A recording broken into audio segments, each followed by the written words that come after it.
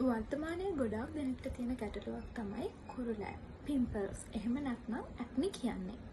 ආයුර්වේදයේදී මේ තත්ත්වය අපි යෝවාන පිඩකා එහෙමත් නැත්නම් මුඛ දූෂිකා කියන නමින් හඳුන්වනවා. ශරීරයේ තියෙන කප, වාත, රක්ත කියන මේ දෝෂ ප්‍රධාන වශයෙන් දූෂණය වීමෙන් තමයි මේ ශුද්‍ර රෝගී තත්ත්වය ඇති වෙන්නේ. කුරුලෑ ඇතිවීමට බලපාන සාධක විදියට ඔයා තෙල් අධික, උෂ්ණ අධික ආහාර ගන්න කෙනෙක් නම්, නිතර හරියට වතුර පානය කරන්නේ නැත්නම්, ඒ විතරක් නෙමෙයි මානසික ආතතිය නිසාත්, ඔසප් චක්‍රය නිසාත්, වැඩි වියටපත් වීම නිසාත් වගේම විවිධ රසායනික ද්‍රව්‍ය සහිත ක්‍රීම් වර්ග භාවිතා කිරීමෙනුත් මේ කුරුලෑ තත්ත්වයන් ඔයාගේ මුහුණේ ඇති වෙන්න පුළුවන්. ආයුරා නැචරල්ස් ෆේස් ඇන්ඩ් බොඩි සෝප් එක භාවිතා කිරීම මගින් ඔයාට තියෙන කුරුලෑ ප්‍රශ්නය සම්පූර්ණයෙන්ම විසඳා ගන්න පුළුවන්.